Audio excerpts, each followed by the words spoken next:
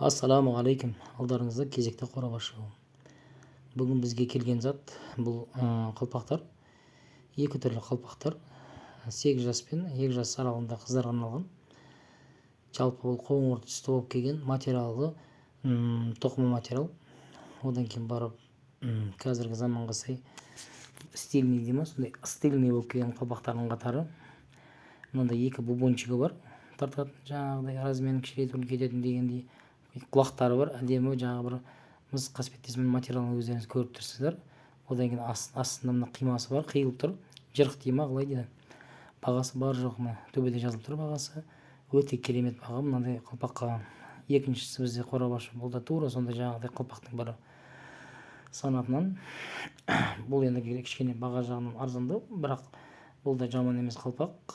Бұның түсі жаңа бежевилау, былай айтқанда нежный дейді ма, нәзік түрлі не екен, түс екен. Аюс қылды несі бар, жаңа пішіні бар, енді кішкентай қыздарға ол енді төбесінде тоже жаңағыдай қалпақтың несі бар, жаңа құлағы бар. Одан кейін ішінде аппақ қаптама матарысы бар, тоже екі құлағы бар. Ұнап жатса пікірлеріңізді қалдырыңыздар.